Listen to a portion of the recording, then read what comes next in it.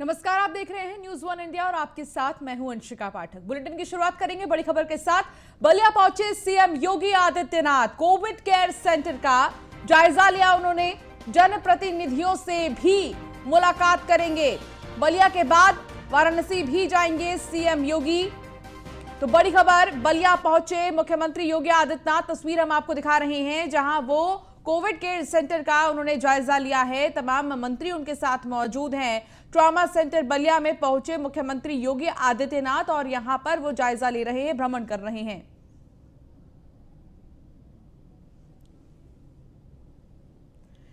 हमारे संवाददाता मनोज हमारे साथ जुड़ गए हैं ज्यादा जानकारी के साथ। मनोज, क्या जानकारी मिल रही है, क्या कुछ ताजा अपडेट है? मुख्यमंत्री बलिया पहुंच गए हैं। जी, आपको बताते चले कि मुख्यमंत्री योगी आदित्यनाथ बलिया में इस समय है। मुख्यमंत्री बलिया में लगभग 11:30 बजे के आसपास पहुंचे हैं। 30 मिनट विलंब से पहुंचे हैं बलिया में, लेकिन अब जिला चिकित्सालय का कोविड सेंटर देखे, वहाँ चाइल्ड आईसीयू देखे, फिर वहां से निकले हैं तो हेल्थपुर दिखे है, वहाँ महिलाओं से आंगनबाड़ी कार्यकर्तियों से मिले, सार्वजनिक वितरण प्रणाली को देखे, तो लोगों से बातचीत भी की। वहाँ से अधिकारियों से बातचीत करने के उपरांत यहाँ जिला कलेक्ट्रेट में आए हुए हैं, जहाँ सभागार में बैठे हैं, जहाँ जनप्रतिनिधियों से मिलने के बाद मीडिया से भी विजिट करेंगे। और यहाँ पर अभी मुख्यमंत्री योगी आदित्यनाथ 3:05 तक रहेंगे। मनोज, कुछ ही दिन पहले कोर्ट की तरफ से ये पूछा गया था राज्य सरकार से कि क्या रणनीति है आपकी तीसरी लहर को लेकर, क्या योजना है?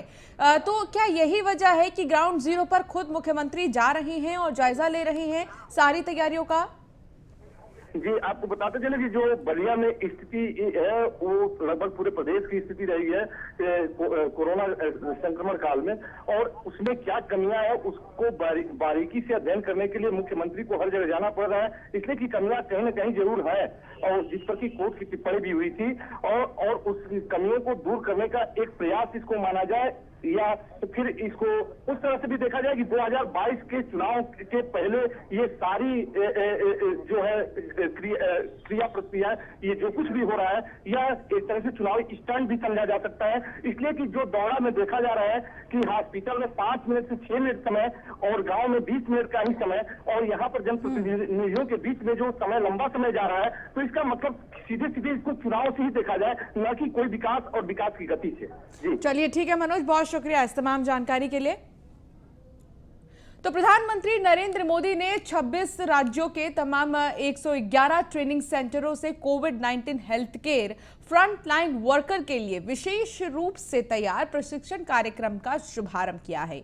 इस दौरान पीएम मोदी ने कहा कि हर सावधानी के साथ आने वाली चुनौतियों से निपटने के लिए हमें देश की तैयारियों को और भी ज्यादा बढ़ाना होगा। पीएम मोदी ने कहा कि आज देश में करीब 1 लाख फ्रंटलाइन कोरोना वॉरियर तैयार करने का महाअभियान शुरू हो रहा है।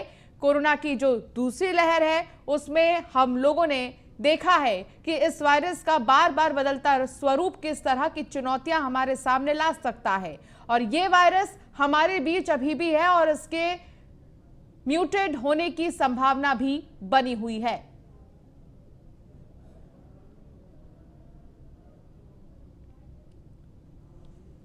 साथियों, स्किल, रीस्किल और अपस्किल, ये मंत्र कितना महत्वपूर्ण है, ये कोरोना काल ने फिर सिद्ध किया है। हेल्थ सेक्टर के लोग स्किल तो है थे ही, उन्होंने कोरोना से निपटने के लिए बहुत कुछ नया सीखा भी, यानी एक तरह से उन्होंने खुद को रिस्किल किया। इसके साथ ही उनमें जो स्किल पहले थी उसका भी उन्होंने। तो वहीं सहारनपुर से बड़ी खबर आपको बता दें, शक्कर राशन माफिया फर्जी राशन कार्ड से लाखों क्विंटल राशन डकारा। गरीबों के हक पर राशन माफिया का डाका। डिपो संचालक ने मृतकों की यूनिट बनाकर राशन घोटाला किया है। पात्र लोगों के नहीं बनने देता था राशन कार्ड। खाद्य आपूर्ति विभाग की साइट से फर्जी राशन कार्ड का घोटाला उजागर हुआ है। पूर्ति निरीक्षक और नायब तहसीलदार ने जांच की। जांच में ग्रामीणों के आरोप सही पाए गए हैं। डीएम के निर्देश पर राशन डिपो को निलंबित कर दिया गया है। ग्रामीणों के दबाव में प्रशासन ने राशन रिकवरी के लिए जांच के आदेश दिए। ग्राम पंचायत साहब का ये पूरा मामला बताया जा रहा है। तो बड़ी चीज, राशन में भी घोटाला पाया जा रहा है। सरकार की तरफ से बार बार कहा जा रहा था कि इस कोविड महामारी में बिल्कुल भी राशन की चिंता नहीं कीजिए, राशन सरकार की तरफ से दी जाएगी, लेकिन इसमें भी घोटाला पाया गया। उसकी एक शिकायत प्राप्त हुई थी कि उचित दर विक्रेता द्वारा ऐसे कुछ व्यक्ति जिनके यूनिट्स कट जाने चाहिए थे, वो गांव में नहीं रहते, मृत हो गए हैं या उनकी शादी होकर बाहर चले गए हैं, उनका भी राशन निकलवाया जा रहा था और वो परिवार तक नहीं पहुंचा जा रहा था। तो उसमें बयान दर्ज कराए गए गांव के व्यक्तियों द्वारा जिनकी वो राशन कार्ड थे। तो उनके द्वारा बताया गया कि इन यूनिट्स का राशन नहीं निकलवाया जा रहा, पर ई-पॉज मशीन में दिखा कि वो राशन निकलवाया जा रहा था जो उचित दर विक्रेता द्वारा स्वयं उसका उपयोग किया जा रहा था। तो इसको संज्ञान लेते हुए जाँच कराई गई, जिसमें नायब तहसीलदार और सप्लाई इंस्पेक्टर की टीम भेजी गई थी और जांच में ये तथ्य सामने आए कि ऐसा किया जा रहा है उचित दर विक्रेता द्वारा। मतलब मिल नहीं रहा ना, हमारे जो दूसरे उसमें जो रखे ना। नहीं, आपको कब पता चला ये? वो मतलब देखा में लिस्ट में लगा पता। किसके राशन कार्ड में जोड़ रखी अपनी यूनिट? महेंद्र हेमराज। तो आपने इसका ऐतराज किया है? भाई करा है भैया। किसको किया है? एसडीएम साहब से। क्या चाहते हैं आप? भाई निरस्त हो हमारे, इसकी जाँच होनी चाहिए, सही रिकवरी होनी चाहिए इसको, जो कर्जा घोटाला जो मतलब मिल नहीं रहा ना, हमारे जो दूसरे उसमें जो रखे ना। नहीं, आपको कब पता चला ये? वो मतलब देखा में लिस्ट में लगा पता। किसके राशन कार्ड में जोड़ रखी अपनी यूनिट? महेंद्र हेमराज। तो आपने इसका ऐतराज किया है? भाई करा है भैया। किसको किया है? एसडीएम साहब से। क्या चाहते हैं आप? भाई निरस्त हो हमारे, इसकी जाँच होनी चाहिए, सही रिकवरी होनी चाहिए इसको, जो कर्जा घोटाला जो। तो वहीं अमेठी से बड़ी खबर आपको बता दें, जहां पोर्टल बंद होने से किसान परेशान हैं। क्रय केंद्र पर बारिश में गेहूं भीग रहा है। क्रय केंद्र पर 5 दिन से ट्रैक्टर पर गेहूं है, लाद कर किसान खड़े हैं। अधिकारी नहीं बता रहे पोर्टल खुलने की जानकारी, समय की जानकारी नहीं दी जा रही है किसानों को, और यही वजह है कि किसानों का जो गेहूं है वो खराब होता जा रहा है और बहुत ज्यादा किसान परेशान भी हैं। अधिकारी प्रशासन की तरफ से कोई जानकारी किसानों को नहीं दी जा रही है। किसान बेबस है, लाचार है, परेशान है और बार बार ये सवाल कर रहे हैं कि आखिर कब ये पोर्टल खुलेगा, लेकिन कोई भी पुख्ता जानकारी उन्हें नहीं दी जा रही, जिसकी वजह से किसानों का अब ये कहना है कि जो भी नुकसान होगा सरकार से ही उसकी भरपाई की जाएगी। तो अमेठी से ये खबर, जहां पोर्टल बंद होने से किसान परेशान हैं। क्रय केंद्र पर बारिश में गेहूं भीग रहा है। लेकर आए गेहूं और यहाँ तब से खड़े हैं, बताते हैं कि बोरा नहीं, पहले कह रहे थे कि खरीद आपकी हो जाएगी, इसी इंतजार में खड़े हैं अभी तक। कितने दिन से खड़ी है आपका ट्रैक्टर? अरे सर, जैसे खड़े तो हैं हम लगभग 15 दिन। गेहूँ एक बार यहाँ पर 1 तारीख या 2 तारीख में लगा था, 1 तारीख के अंदर, तो वहाँ बोरी नहीं, बोरी के भाव में पता लगा कि बोरी नहीं, मैं वापस लेकर चला गया। फिर मैं आया तो कहें कि संपर्क में बने रहिए, जिस दिन बोरी की उपलब्ध हो जाएगी उसी दिन ले लेंगे। तो मैं यहाँ 10 तारीख से लगातार संपर्क में आ रहा हूँ कि यहाँ रोज, लेकिन अब आज बता रहे हैं कि पोर्टल बंद हो गया है, खरीदारी नहीं होगी, अब आप ना आए यहाँ। और हंसराज हमारे संवाददाता हमारे साथ जुड़ गए हैं। हंसराज, क्या जानकारी मिल रही है, आखिर क्या वजह है जो प्रशासन की तरफ से पुख्ता जानकारी नहीं दी जा रही है किसानों को कि कब पोर्टल खुलेंगे? जी बिल्कुल, हम आपको बताते हैं कि संग्रामपुर ब्लॉक के राजापुर अमेरुआ गेहूं क्रय केंद्र का मामला है, जहां पर अपने गेहूं को बेचने के लिए गेहूं क्रय केंद्र पर जो किसान पहुंचे वो उनके हाथ एकदम निराशा लगी, क्योंकि वहां पर खरीदारी बंद हो चुकी थी। किसानों का गेहूं ट्रैक्टर पर लदा हुआ है और भीग रहा है, लेकिन गेहूं की खरीदारी बंद होने के चलते किसान बिल्कुल परेशान नजर आ रहे हैं। क्षेत्रीय किसान अभी इस वक्त चूंकि धान की रोपाई का समय है, उनको पैसे की आवश्यकता है, इसलिए किसान अपने गेहूं को बेचने के लिए धान की रोपाई, जिससे कि वो अगली फसल धान की रोपाई कर सके, इसलिए वो क्रय केंद्र पर अपने गेहूं को बेचने जा रहे हैं। लेकिन वहां पर पोर्टल बंद होने की बात बताई जा रही है। जब इस बाबत पर जिला अधिकारी जगन्नाथ सरोज से हमने बात किया तो उन्होंने बताया कि पोर्टल बंद होने के चलते गेहूं खरीदारी नहीं की जा रही है और किसानों को ये बताया गया है कि ये केंद्र प्रभारी के संपर्क में रहें, जब पोर्टल खुलेगा तो जो है इनकी खरीदारी की जाएगी। लेकिन उन्होंने ये भी साफ साफ बताया कि गेहूं चलिए ठीक है, बहुत केंद्र का शुक्रिया जो हंसराज इस तमाम जानकारी के लिए।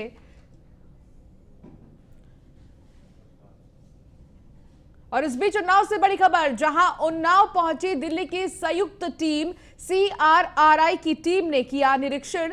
अंग्रेजों के जमाने का पुल का निरीक्षण किया गया है। 146 साल पुराना पुल का निरीक्षण किया गया है, इसकी जांच कर रही है टीम। पुल में दरार आने से बंद किया गया था यातायात। दरार की गहनता से जांच की जा रही है, टीम जांच कर रही है। उन्नाव के गंगा घाट का यह पूरा मामला बताया जा रहा है।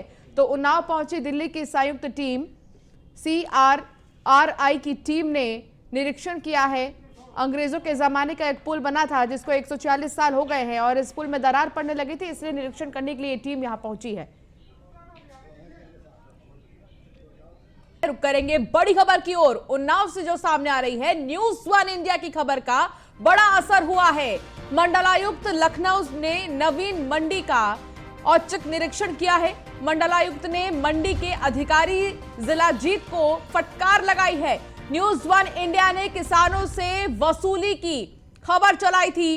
किसानों से 120 रुपए प्रति क्विंटल वसूली की खबर चलाई गई थी, जिसके बाद न्यूज़ वन इंडिया की खबर का असर हुआ है। प्रमुखता से हमने इस खबर को दिखाया था और असर हुआ है न्यूज़ वन इंडिया की खबर का। अब इस पूरे मामले में एक्शन भी लिया जा रहा है और खंगालने की कोशिश की जा रही है कि आखिर क्यों इस तरीके से अधिकारी अपने काम में अपना 100% नहीं दे रहे हैं। तो न्यूज़ वन इंडिया की खबर का असर हुआ है। मंडलायुक्त लखनऊ ने नवीन मंडी का औचक निरीक्षण किया है। मंडी के अधिकारी जिला जीत को फटकार लगाई है। न्यूज़ वन इंडिया की खबर का असर हुआ है और अधिकारी यहां पर सीधे मंडी पहुंच गए, क्योंकि ज्यादा रुपयों में खरीद का मामला था। बोला कुछ गया और खरीदा अलग रुपयों में जा रहा था, जिसको लेकर एक्शन लिया गया है। न्यूज़ वन इंडिया की खबर का असर हुआ है। तो मंडी के अधिकारी जिला जीत को फटकार भी लगाई गई है।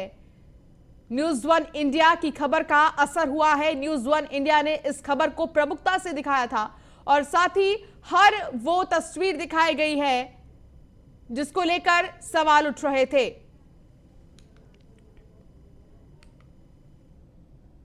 कानपुर के किदवई नगर के विधायक महेश त्रिवेदी ने सड़क निर्माण करने वाले ठेकेदार को ईमानदारी का अजीबोगरीब पाठ पढ़ा दिया है। उन्होंने भीड़ में ठेकेदार को खड़ा कर मंच से बोलते हुए कहा कि दाल नमक खाओ लेकिन पूरी दाल मत पी जाना।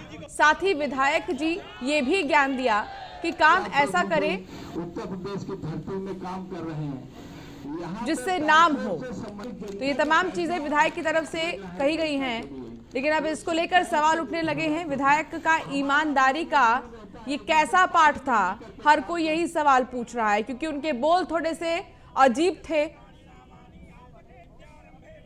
और इसको लेकर अब सवाल किया जा रहा है कि आखिर कैसा ये ईमानदारी का पाठ है।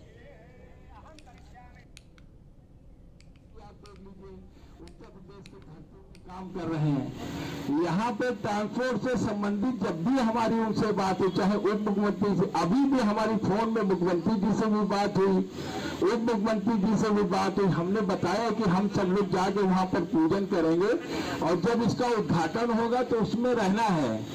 तो मुख्यमंत्री जी ने भी कहा, उप मुख्यमंत्री जी ने कि वह देखो मैं जी एक शर्त है, इतनी लागत से रोड बन रही है तो हम उसकी जांच भी कराएंगे अगर जरा भी कुछ गड़बड़ हमको सोचने को मिला।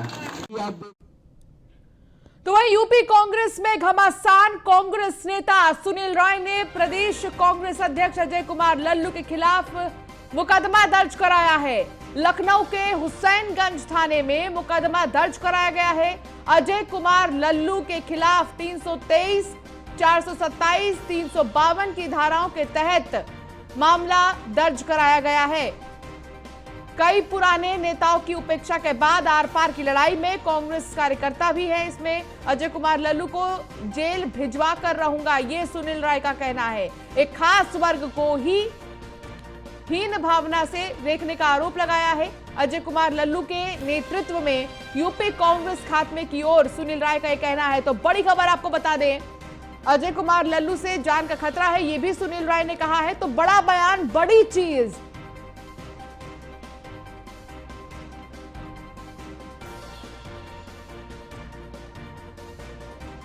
दिनेश चौहान हमारे संवाददाता हमारे साथ जुड़ गए हैं। दिनेश, क्या जानकारी मिल रही है? यूपी कांग्रेस में सब कुछ ठीक है कि नहीं है? देखिए, बिल्कुल जिस तरीके से लगातार जो कांग्रेस के वरिष्ठ नेता हैं या फिर कांग्रेसी जो नेता हैं वो एक दूसरे के ऊपर आरोप प्रत्यारोप का दौर लगातार चला रहे हैं, उसी का नतीजा है कि आज प्रेस कॉन्फ्रेंस में प्रेस क्लब में एक प्रेस कॉन्फ्रेंस की गई जिसमें साफ तौर पर अजय कुमार लल्लू के ऊपर ये आरोप लगाए गए हैं। आरोप सुनील कुमार राय ने लगाया है। सुनील कुमार राय की अगर हम बात करें तो सुनील कुमार राय कांग्रेस के प्रदेश सचिव हैं। इन्होंने कहा है कि अजय कुमार लल्लू का कहना है कि उन्होंने उनको धमकी दी है कि मैं आपको जेल भिजवा के ही रहूंगा। इस पूरे मामले की शिकायत दिसंबर 2020 में हुसैनगंज थाने में की गई थी, जहां पर अजय कुमार लल्लू के खिलाफ एक मुकदमा दर्ज किया गया था। धारा 323, 504, 506 में ये मुकदमा दर्ज हुआ था।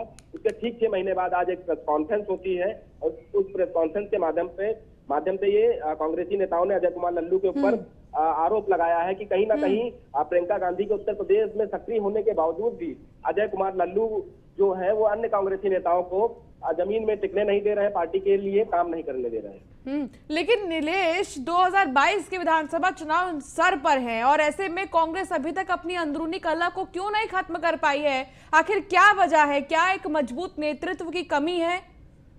देखिए, बिल्कुल उत्तर प्रदेश में प्रियंका गांधी लगातार सक्रिय हैं, तमाम जगहों पर वो दौरा भी कर रहे हैं। उसके बावजूद भी अगर कांग्रेसियों पर मुकदमा दर्ज करा रहे हैं तो कहीं ना कहीं 2022 के चुनाव को देखते हुए ये कहा जा सकता है कि कांग्रेस में दो फाड़ होता हुआ नजर आ रहा है। अगर ये अंतर्कलह खत्म नहीं हुई तो 2022 में प्रियंका गांधी को उत्तर प्रदेश में भारी नुकसान उठाना पड़ेगा, क्योंकि उत्तर प्रदेश का चेहरा प्रियंका गांधी कांग्रेस की है।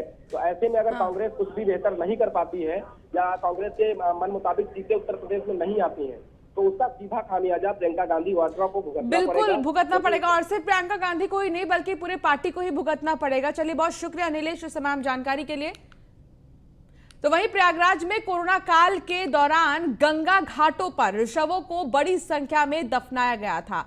बारिश की वजह से फाफामऊ में दफनाए गए शव अब बाहर आ रहे हैं। बारिश की वजह से जमीन से बाहर निकले शवों का प्रयागराज की मेयर अभिलाषा गुप्ता नंदी ने अंतिम संस्कार किया है। दरअसल प्रशासन को लगातार शिकायत मिल रही थी कि बारिश की वजह से रेत से बाहर शव नजर आ रहे हैं। जब मेयर को इस बारे में जानकारी हुई तो वो अपनी टीम के साथ नाव से फाफामऊ घाट पर पहुंची।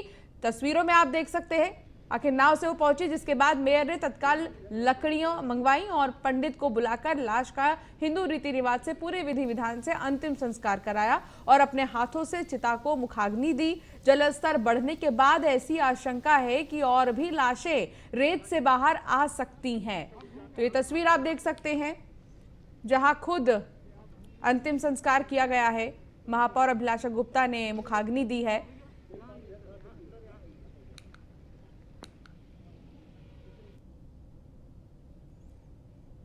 तो अयोध्या से बड़ी खबर, जहां मारपीट के वायरल वीडियो से सहमी पुलिस बिना जांच पड़ताल के ही मुकदमा दर्ज कर दिया था।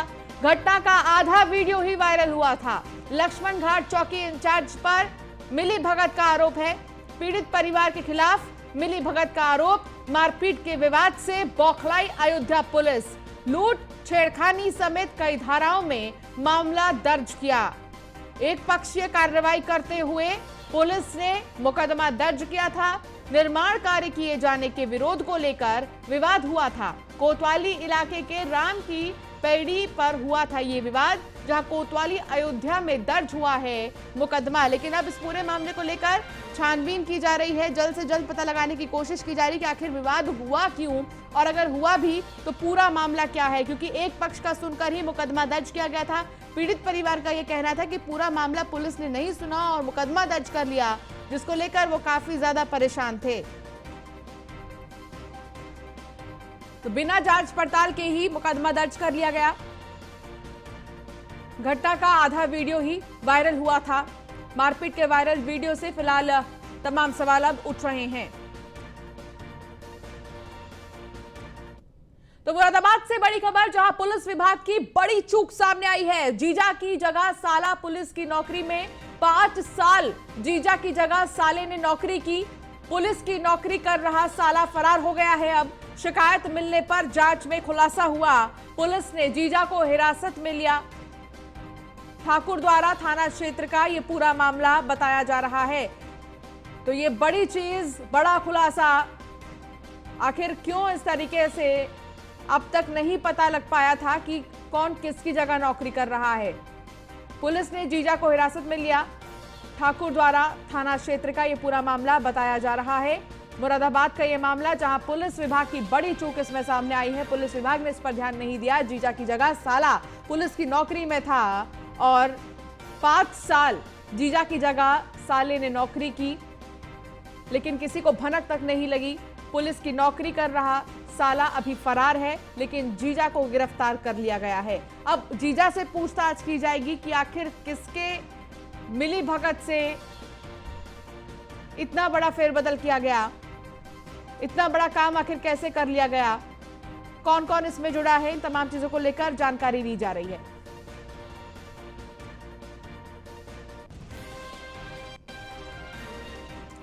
अंकित शर्मा हमारे संवाददाता मुरादाबाद से जुड़ गए हैं। अंकित, क्या जानकारी मिल रही है? आखिर इतना बड़ा घोटाला कर दिया गया, इतना बड़ा फेरबदल कर दिया गया, लेकिन किसी को भनक तक नहीं लगी पुलिस प्रशासन में।